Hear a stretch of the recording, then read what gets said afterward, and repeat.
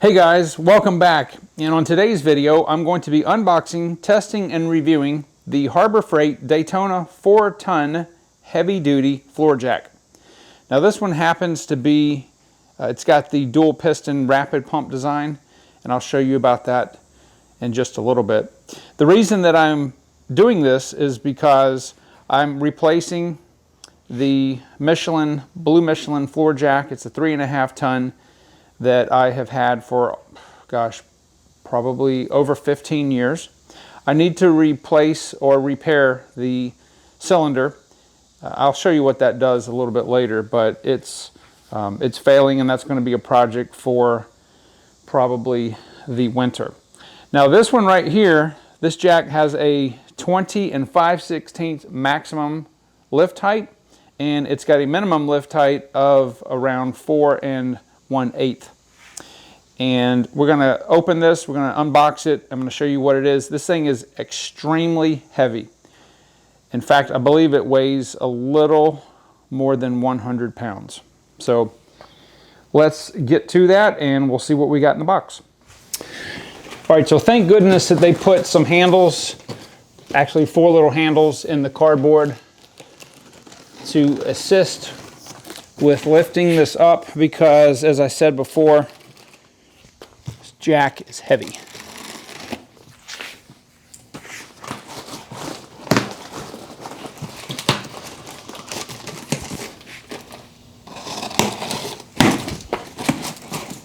All right.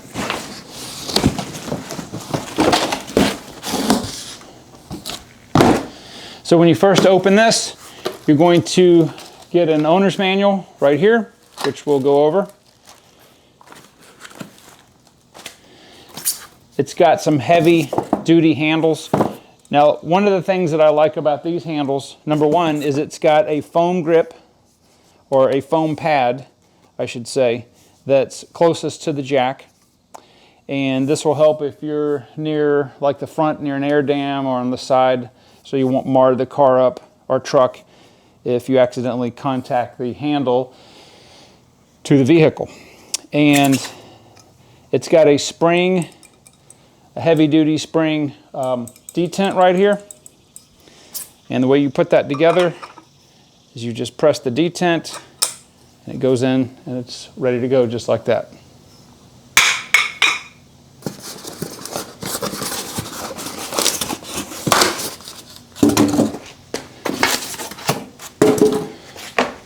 All right, so there it is in all its glory. Let's get this out of the box and show you some of the features of it. All right, so the first thing that we need to do is we need to remove this.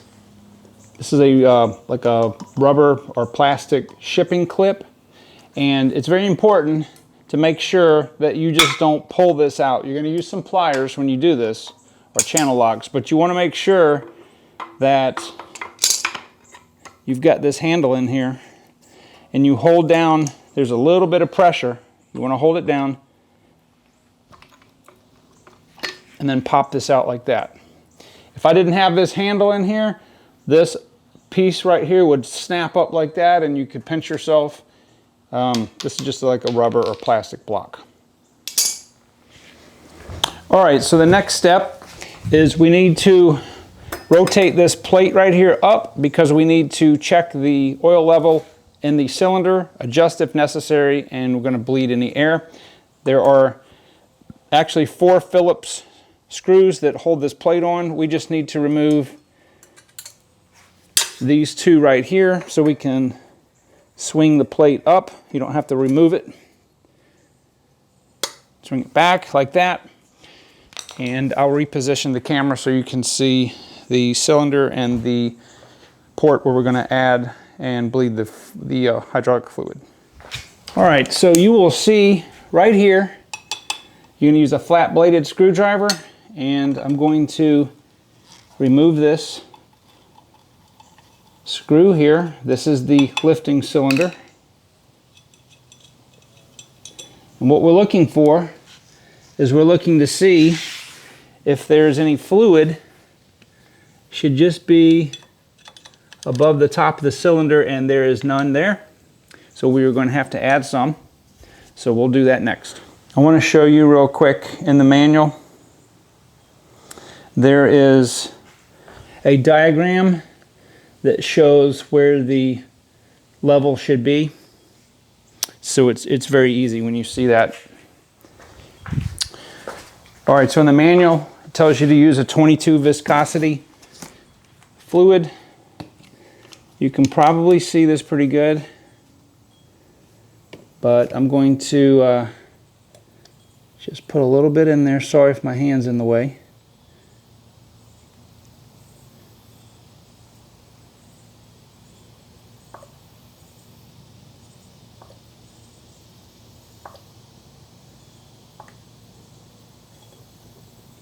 Make sure to only use hydraulic jack fluid. Okay, so if I move the jack around, hopefully the camera's picking that up, you can see that the level of the fluid is now just over the top of the cylinder in there. So the next procedure that we're going to do is we're going to bleed the air out of the cylinder itself, and I'll show you how to do that next. All right, so according to the directions, you just take the handle and you pump it up and down 10 to 15 times. And I can see the fluid in there kind of circulating. And let me set you guys up so you can see what it's going to look like when you do it.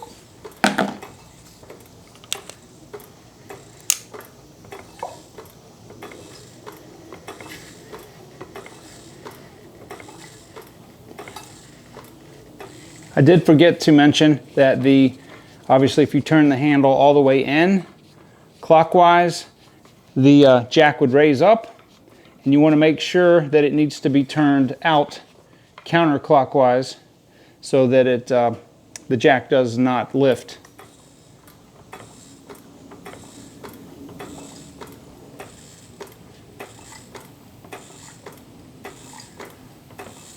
Okay, that should be sufficient.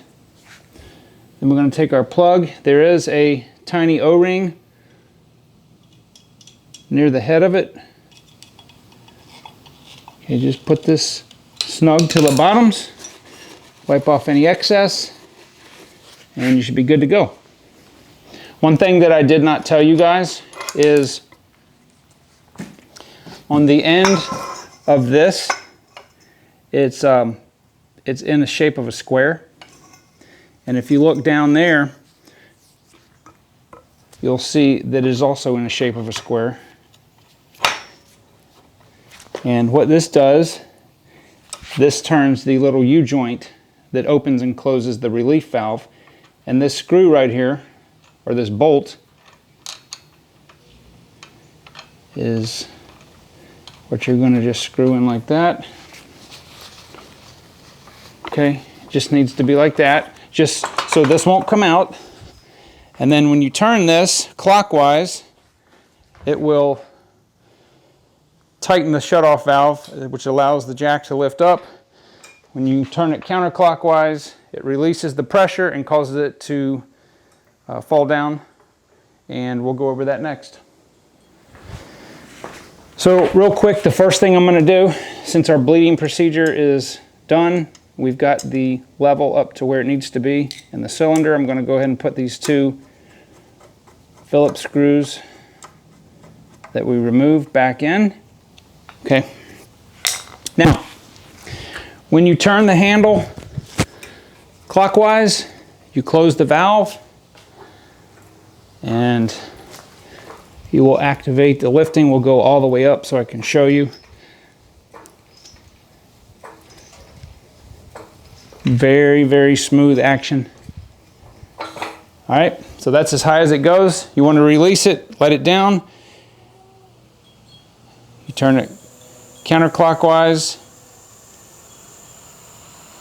and it releases the pressure. Very easy. So before we actually do a test, I'm going to go over some of the points on this jack that I think are notable.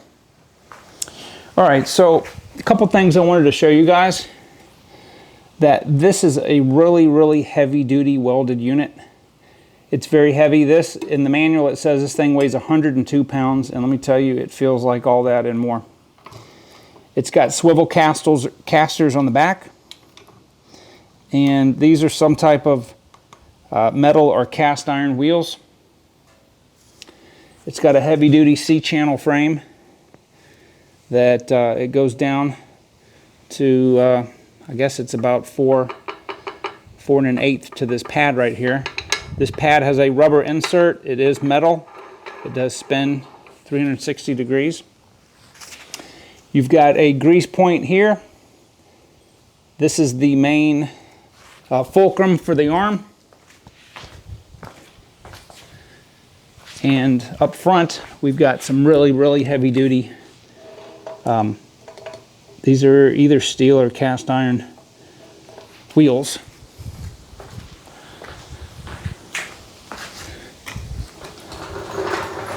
It's very easy to move around. You don't feel the weight at all while it's rolling, but it is it's quite a heavy-duty piece of equipment. This has a knurled handle, so if your hands are slightly greasy or wet or whatever from working outside, you've got a little grip here, and of course you've got your foam tube that's over the handle itself. It's got the Daytona on there, and yeah, this is very heavy duty floor jack. Let me get the Michelin out just for comparison, and let me show you what a 3.5 ton looks like next to it. All right, so here's my Michelin jack, and the jack works fine. This is also a speedy lift. It works fine when there's no load on it, so it'll go up that high. In comparison, the Daytona does not go up quite as fast when it does not have a load, but it's much faster than if it didn't have the two-stage piston. So my Michelin goes up just a tad higher, not much. This is a very heavy-duty jack. I've been very pleased with it. I'm going to rebuild the cylinder, like I said, and get it back into working shape. You cannot have too many floor jacks. Of course, this operates the same way. Twist that, it goes down.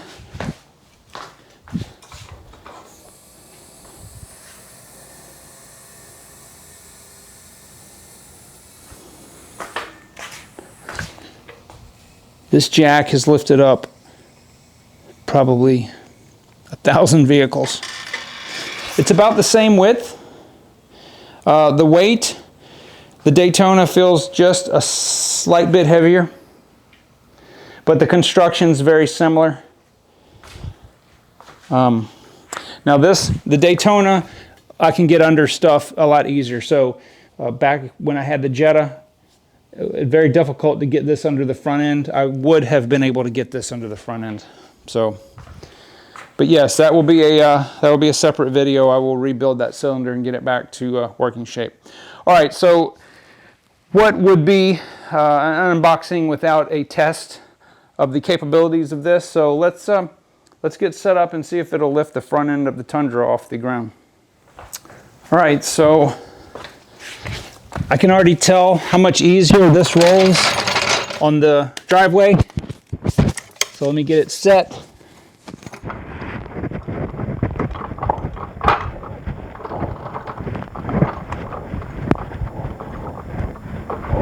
All right. See how that already is a good idea to have this rubber. It's actually it's like a closed cell foam.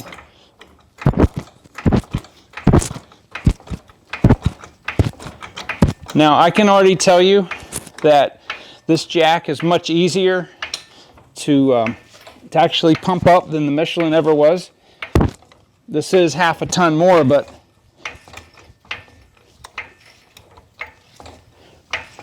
yep, absolutely no problem whatsoever.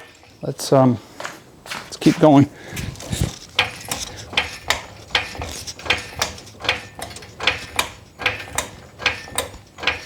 So that's that's really higher than I would ever need to lift that. And we'll just turn it counterclockwise. It's very easy to turn when it's under load.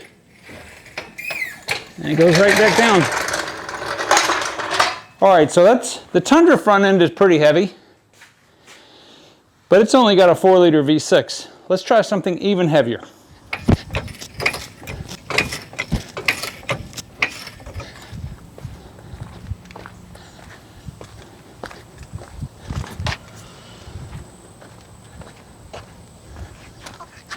No problem.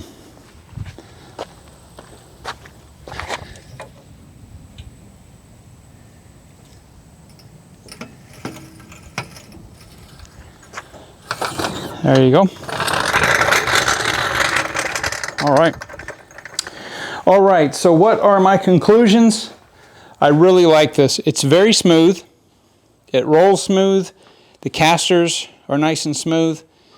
The handle takes almost no effort to release the pressure in the jack. It takes very little effort to actually lift whatever you're lifting up, at least on these two vehicles. This cylinder obviously is a little heavier duty than the one I've got in the Michelin, but yeah, I like it. I like the fact that it's a little bit lower profile, and I think it's going to be a very good addition to the shop. So the best thing is this thing was on sale. Now, these normally run for $239, and I got it on sale for $199. If you're needing something that's a low profile, that has a long reach, they have a bunch of 3-ton jacks that have both of those specifications and features. I don't need that, having 2 trucks, and that's even lower than my Michelin, so that's plenty fine. It would be nice if it would lift up a little higher, but I would rather have the extra half-ton capacity than the extra lifting. So I really couldn't utilize that much around here. But anyway, it's got a very comprehensive manual, and I got to say I'm very pleased. This is a quality jack. Time will tell how long it will last. The Michelin jack, you know, it's not made by Michelin. It's some other company makes it and puts their name on it. Of course, it's made in China. I would have preferred to have a USA made jack, but the problem is that while this one was $199, a 4-ton good quality USA made, like a Norco or something, they're $400 plus. So I can't really, unfortunately, justify more than double the cost. Well, almost double the cost, but hopefully this will be fine. You can get rebuild kits for the cylinders. I mean, other than that, you know, you're not going to have any, really not having really any issues that I see. I've never damaged the Michelin. I've lifted, like I said, I've lifted up so many cars. I've even put a 350-pound stump out of the ground with the Michelin. So anyway, I hope this review and test was helpful. If you're looking at it, just go to Harbor Freight's website or just Google it.